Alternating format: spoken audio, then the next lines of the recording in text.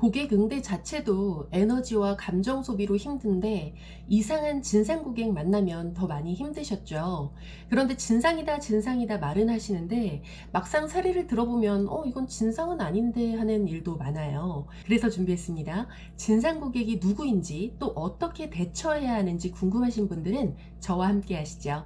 여러분의 성장과 성공을 뜨겁게 응원합니다. 안녕하세요. 고객을 이해하고 서비스를 연구하는 박강사입니다. 우리를 힘들게 하면 무조건 진상 고객이던가요? 고객이 잘못된 주장을 하면 진상이에요? 응대하기 까탈스러우면 진상인가요? 아쉽게도 위의 고객들은 진상으로 구분하기는 어렵습니다. 위의 고객들을 진상 고객으로 묶어버리면 진상 고객은 그냥 참고 응대해야 하는 존재가 돼버리잖아요. 뭐만 하면 진상 고객이다라고 하시는데 으그 진상 하면서 스트레스만 받지 마시고 진상 고객에 대한 정확한 구분이 필요한 것 같아요. 또 정당한 고객의 권리 주장을 하는 일반 고객인데도 응대하기 까다롭거나 표현하는 방식이 내 마음에 들지 않으면 진상 고객으로 치부하면서 마치 블랙 컨슈머 다루듯이 대응하시는 분들도 있더라고요. 요즘 진상 고객, 손놈, 고갱, 블랙 컨슈머, 악성 고객, 갑질 고객 등등으로 고객들을 표현하는데 이렇게 고객을 확실한 구분 없이 무분별하게 표현할 경우에는요.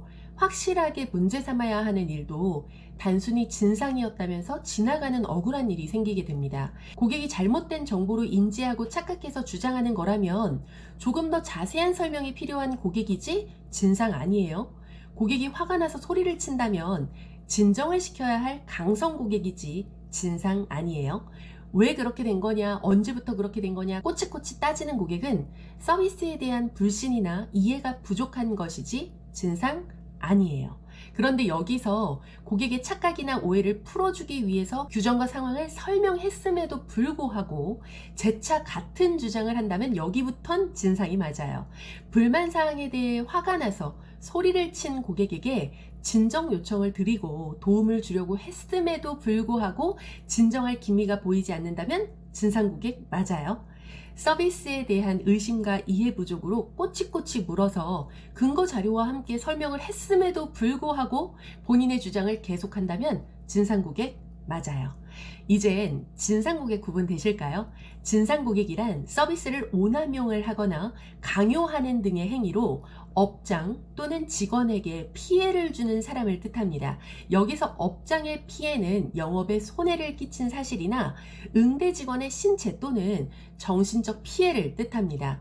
개인의 기준을 가지고 진상이다 아니다 하면 오히려 잘못된 고객 응대가 될 수 있어요. 즉 진상 고객은 우리가 참아 넘기고 뒤에서 욕하고 끝내는 존재가 아니라 피해 사실을 입증하고 단호한 원칙적 대처를 해야 하는 사람인 것입니다. 그럼에도 말이 통하지 않는다면 응대 거절, 서비스 이용 제한 또는 필요시 법률적 대처가 필요해요.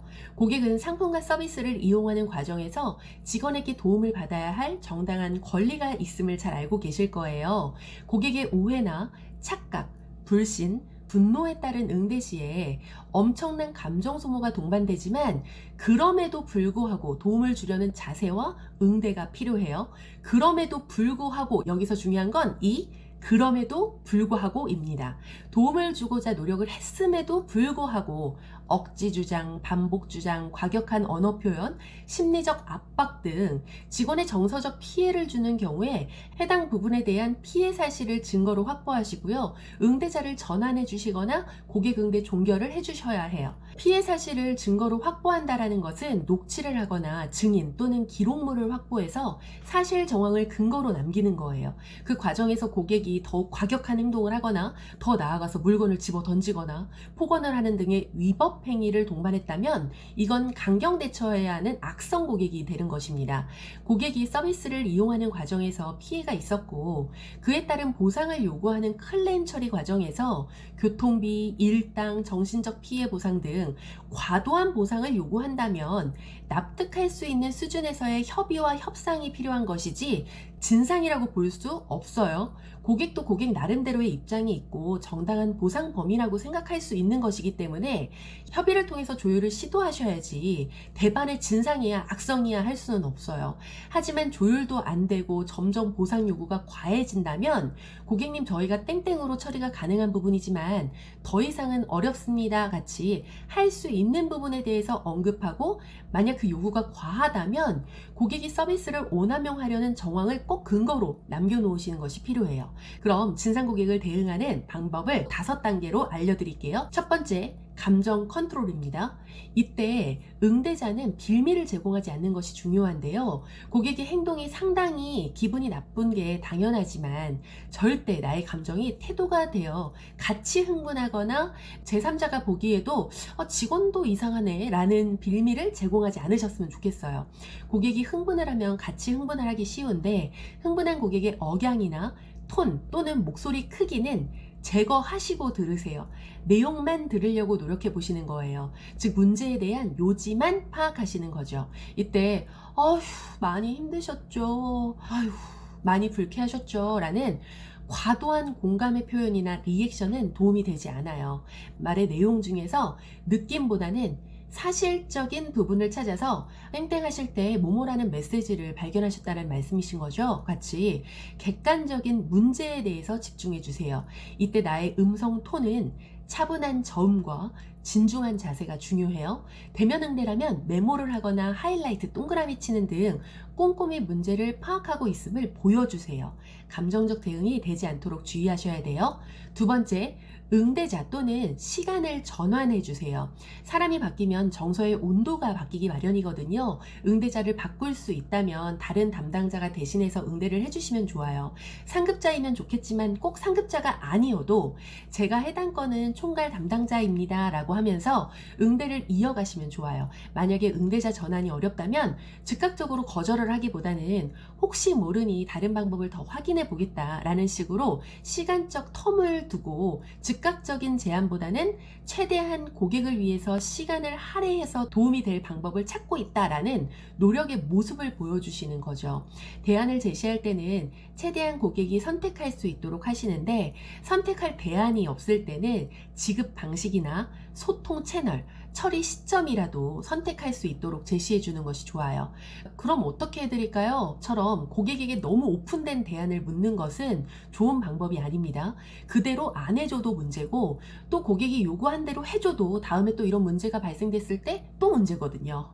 클레임 처리는 사전에 예견되는 문제를 찾아서 대환과 보상의 기준을 미리 마련해 놓으시는 것이 가장 좋습니다. 세 번째, 증거를 마련해 주세요. 가장 현장에서 놓치고 있는 부분인데 고객이 무리한 요구를 하거나 고객의 잘못된 행위에 노출이 되었지만 아무런 증거가 없어가지고 고객에게 문제 제기를 하지 못하거나 역으로 억울하게 사과를 하거나 보상을 해야 되는 일이 생기거든요. 고객 응대를 하실 때는 최대한 근거를 마련하기 위해서 서면 응대, 동의서, 협의서, 합의서 등을 마련하셔서 협의를 진행하시거나 앞전에 있었던 처리 과정도 모두 입증할 수 있도록 전후 사정을 설명하면서 녹취를 진행해 주시는 것이 필요해요. 고객님 20분 전에 전화하셔가지고 땡땡건으로 답변을 들으셨고 현재 다시 방문하셔가지고 동일한 상황에 대해서 설명을 원하셔서 설명을 해드렸음에도 불구하고 계속 반복적인 요구를 하고 계십니다. 같이 어떠한 정황이 있었는지 최대한 구체적으로 언급하셔서 녹취를 진행하시는 거예요. 이때 어떠한 피해가 있었는지도 같이 언급을 하세요. 고객님께서 다른 고객님들 다 있는 곳에서 저에게 반말을 하시고 무조건 알았다라고 해 라는 말씀은 강압적으로 느껴져서 무섭고 더 이상 저는 응대하기가 조심스럽습니다. 무섭다, 모욕적이다, 굴욕감이 느껴진다 등의 정신적 피해 또는 다른 사람들 보는 앞에서 등의 상황을 구체적으로 표현하시는 것이 좋아요. 네 번째, 응대를 종결해 주세요. 종결을 하실 때도 내 역할과 책임을 끝까지 다하시면서 응대를 해주시는 것이 좋아요. 됐으니까 가세요, 가. 나가! 당신 같은 사람한테는 안 팔아. 나가세요. 같이 고객이 더 흥분할 수 있는 태도를 보이거나 정황을 모르는 제3자가 봤을 때 오히려 응대자가 이상히 보이지는 않게 해주세요. 충분히 설명을 드렸음에도 같은 말씀을 하시는데 저희가 안내해 드릴 수 있는 것은 여기까지입니다. 고객님, 오늘은 응대가 어렵습니다. 흥분을 가라앉히시고 내일 다시 연락 주시면 응대 도와드리겠습니다.